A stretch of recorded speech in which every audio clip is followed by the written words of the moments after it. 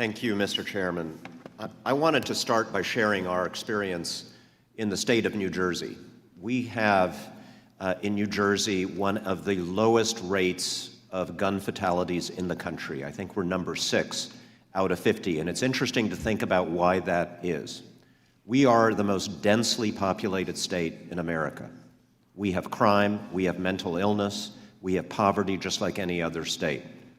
The difference, the only discernible difference that can explain why we have such a low rate of fatalities, we have strong background checks, gun licensing laws, a ban on assault rifles, high-capacity magazines, the full range of laws that we are considering here that are blocked in the United States Senate. In fact, the only real remaining problem we have as regards gun violence and guns is that we happen to be right next door to some states that have much weaker laws.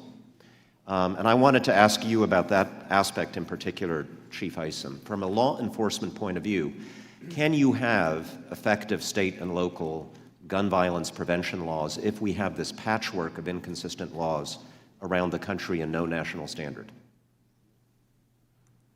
Well, this argument comes up all the time when you speak of communities or states that have stronger gun laws.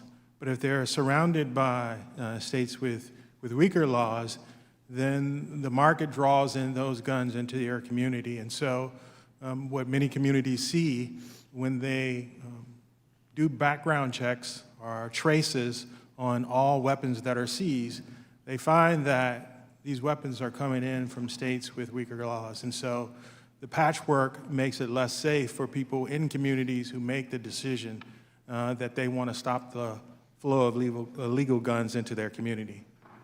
Thank you, and that makes logical sense.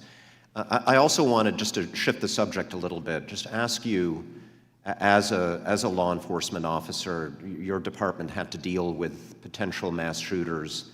What are the additional challenges law enforcement faces when you're called to a potential mass shooting situation, knowing that the shooter might have an AR-type rifle, a rifle with a high-capacity magazines? As a practical matter, what are the additional challenges you face? Well, as a practical matter, you need to arm all of your line officers with the same type of weapons and gear that a SWAT team would enter in with it. And so that creates a huge challenge. And then we're also asking officers to enter quickly and without the resources behind them. And so it puts officers at extreme risk, and they should go in to protect individuals and save lives.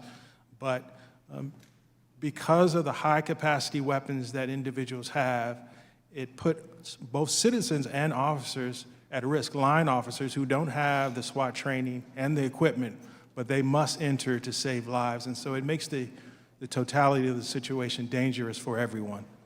Thank you. I yield back.